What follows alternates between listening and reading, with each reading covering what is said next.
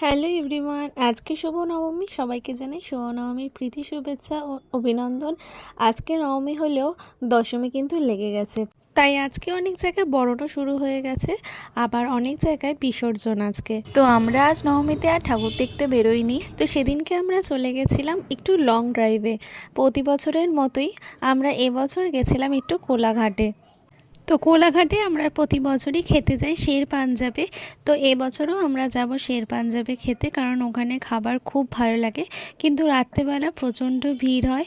তো আমরা পৌঁছে গেছিলাম শের পাঞ্জাবে তখন প্রায় 1টার সময়, কারণ আমরা বাড়ি থেকে বেরিয়েছিলামই তখন প্রায় 10:30 11টা। তো পৌঁছাতে পৌঁছাতে 1টা বেজে গেছে, তখনই অনেক ভিড় ছিল ওখানে। তো ওখানে প্রচুর লাইন পড়ে, এটাই খুব সমস্যা। তো আমরা যখন খেতে ঢুকেছি তখন প্রায় 3:30 4টে বেজে গেছে। তো সবার তো তখন খুব খিদা পেয়ে গেছিলো, আর কারোর একটুও ধৈর্য লাগছিল না।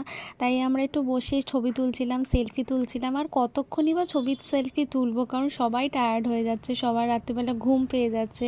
কারণ একটা রেস্টুরেন্টে খেতে গিয়ে যদি সেখানেই 3 সাড়ে 3 ঘন্টা টাইম চলে যায়, তো স্বাভাবিক সবারই কষ্ট হবে। কিন্তু তবুও যেন কোলাঘাটে যেতে খুবই ভালো লাগে, কারণ পুজোতে না ওখানে একটা আলাদাই ভাইব পাওয়া যায়, যেটা অন্য সময় গেলে পাওয়া যায় না।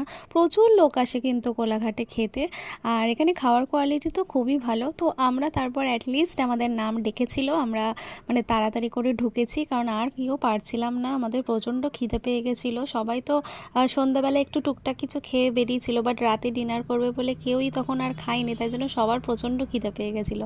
তো তারপরে আমরা নিয়ে নিয়েছিলাম 2 প্লেট রেশমি কাবাব, আর খাবারটা আসার সাথে সাথে 10 মিনিটের মধ্যে শেষ হয়ে গেছে, কারণ সবার প্রচুর খিদে পেয়েছিল, কেউ আর ফটো ভিডিও তোলার অপেক্ষাতেই ছিল না। গেছিলাম আমি, আমার উডবি, রিউ, বিশাল আর তন্ময়দা, বুলটিদি আর পটল। আমরা নিয়েছিলাম বাটার নান, আর তার সাথে নেওয়া হয়েছিল 2 plate mutton curry, 1 plate chicken curry, salad আর মশলা কোলা। পাঞ্জাবি রেস্টুরেন্ট, তাই এখানে আমরা এইসব খাবারই খাই। আর এখানে পাওয়া যায় বিরিয়ানি, তারপরে continental, fried rice, chilli chicken, এগুলো পাওয়া যায়। এগুলো অনেকে খাচ্ছিল, বাট এটা যেহেতু শের পাঞ্জাব, মানে এখানে পাঞ্জাবি খাবারটাই বেস্ট, তাই আমরা এইভাবেই মানে নান, পরোটা বা এখানে কুলচা, এগুলোই খুব ভালো পাওয়া যায়, তাই আমরা এগুলোই খাই। আর তার সাথে দিয়েছিল একটা বড় লঙ্কা, খেতে কিন্তু দারুণ লাগছিল, নানের সাথে মটন কারি, আর তার সাথে স্যালাড আর একটু লঙ্কা, হেভি লাগছিল খেতে। আর তাছাড়াও এত রাতে, মানে রাত আর নয়, প্রায় ভোর হয়েই গেছিলো, তখন আমরা ঢুকেছিলাম 4:30 5টার সময়। তখন আর বিরিয়ানি কিংবা ফ্রাইড রাইস খাওয়ার মতো অবস্থা ছিল না। দেখেই জিভে জল চলে আসছে না? আমারও ঠিক তাই অবস্থা হয়েছে। যখন আমি এডিট করছিলাম তখন আমার খাবারগুলো দেখে একদম জিভে জল চলে আসছিল।